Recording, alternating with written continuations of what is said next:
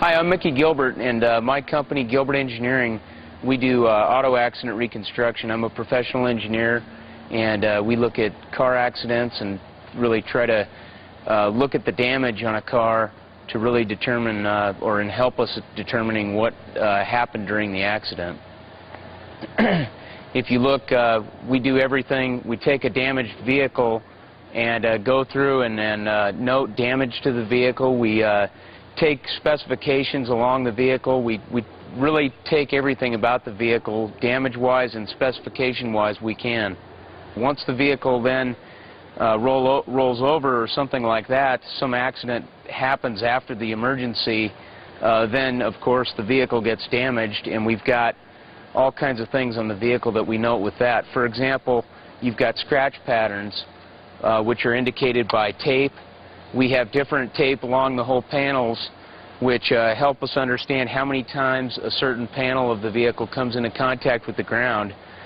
For example, this one, if you just look at this vehicle, it's got, basically two patterns right here. So that's something we'll use to determine what ended up happening in this accident. Basically, as part of our documentation of the vehicle, both just the vehicle itself and the damage to the vehicle, we have started using the Faro laser scanner, which really is a revolution. I mean, it's not even revolutionary. It completely changes everything we do because basically with this instrument we can save everything on the vehicle in the computer, and you basically take the vehicle home with you. I mean, on your computer. It's every scratch pattern. The instrument gets everything on the vehicle documented to where we can almost do our inspection at our own facility. Scanning at a rate of 120,000 points per second, the Faro laser scanner blankets the surface of the specimen by sending an infrared beam into the center of a rotating mirror. Using encoders to measure the vertical mirror and horizontal axis of the laser scanner, the XYZ coordinates of each point can be registered and modeled. Up to 700 million data points can be recorded per scan, all at a rate more than 100 times faster than time-of-flight scanners. How you doing? I'm Doug Yonda, work for Gilbert Engineering, and I'm handling the Faro scans on our crash accident vehicle here. And what we're going to do is go ahead and scan the whole entire vehicle with the LS880, and at the same time it's going to generate our scan live here on the laptop while we're doing it. Right now is I'm going to set up the parameters for doing the scan, and I'll set the most important thing is the scan area. In this one I'm going to essentially do almost 360 degrees. I have my reference points, the white balls on the four different panels there. 4 different poles,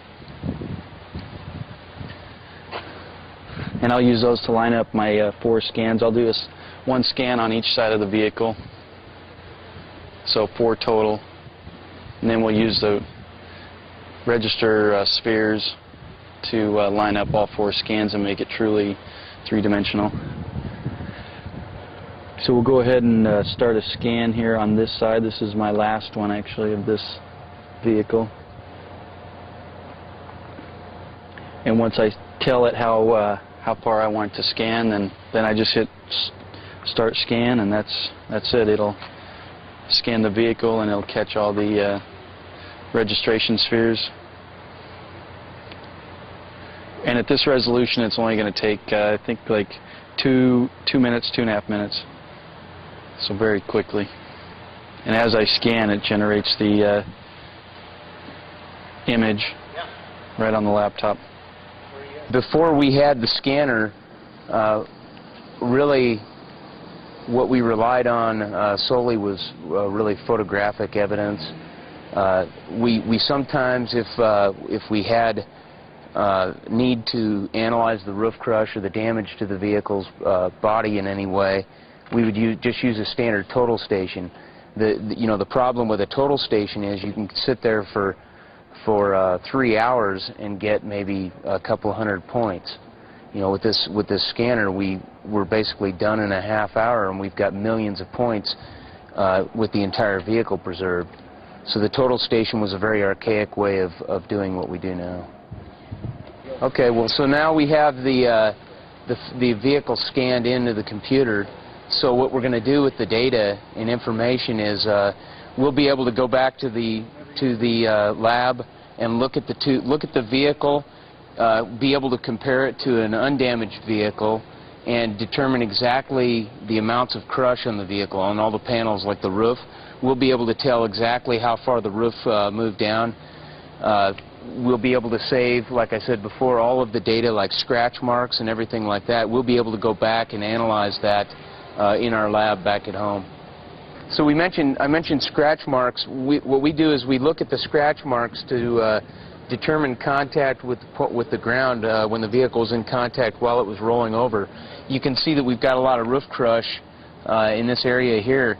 The scratch marks really tell you when that happened during the roll sequence. For example, if the vehicle rolls 2 times and you've got 2 distinctly different scratch patterns, and then you've got this roof crush, you can look at the scratches. If the second scratch pattern does not go into the crush, then that means the crush generally happened in the first rollover.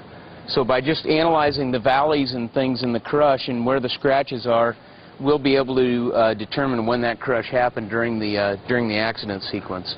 Another important point that we do with our work with the FARO scanner is the scene diagram. And for what I do testifying in courts about my accident reconstructions, that is a key to what I do now, because basically when I'm telling my story to the jury, I'm going to be able to essentially fly the jury into the scene in the computer or the video monitor and show them everything as it was when the vehicle got in the accident.